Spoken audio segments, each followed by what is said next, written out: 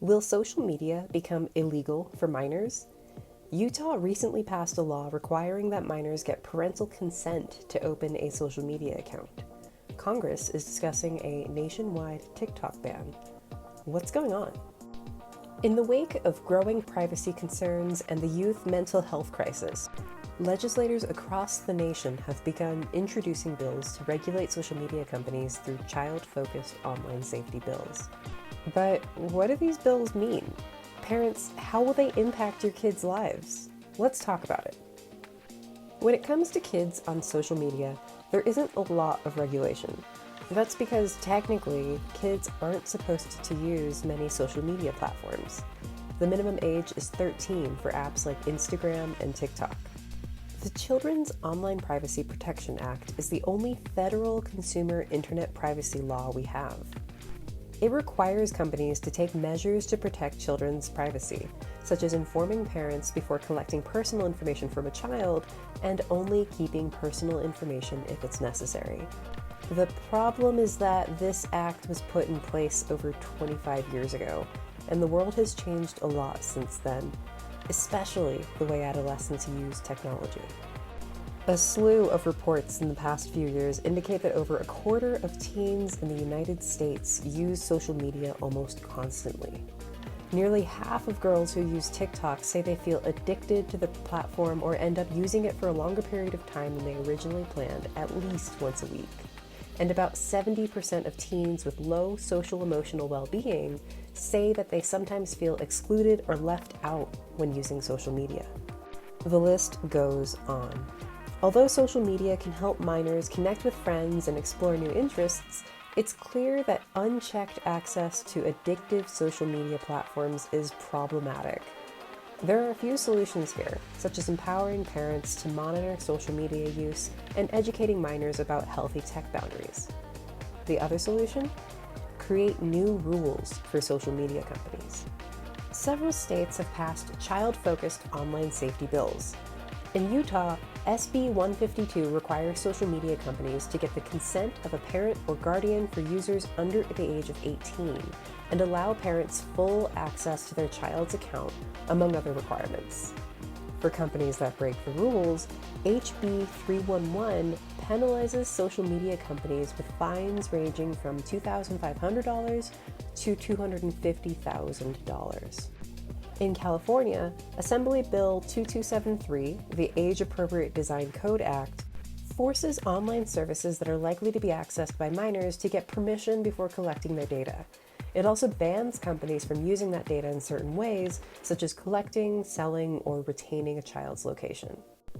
And back in 2021, New York passed a law that requires all social media companies operating in the state to maintain a reporting mechanism for individuals to report hateful conduct and directly respond to anyone who reports hate speech incidents. However, the First District Court recently blocked the law from taking effect because it was deemed unconstitutional under the First Amendment.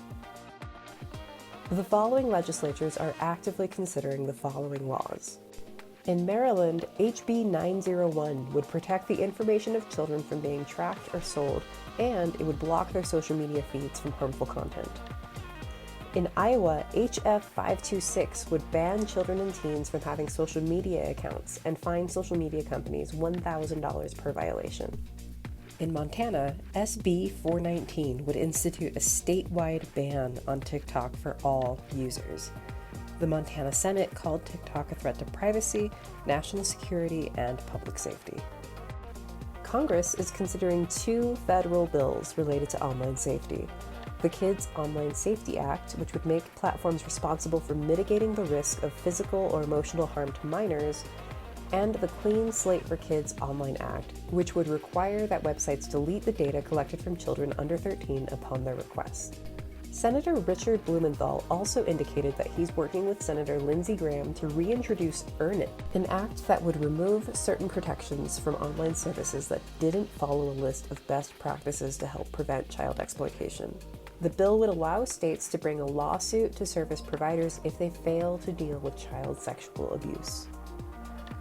Okay, that's a lot. It's clear that legislators are actively considering ways to set guardrails around social media companies. But is that the best solution? Social media companies have responded by implementing new privacy controls and child protections. Instagram recently introduced quiet mode, a way for users to set boundaries around their screen time use and silence notifications.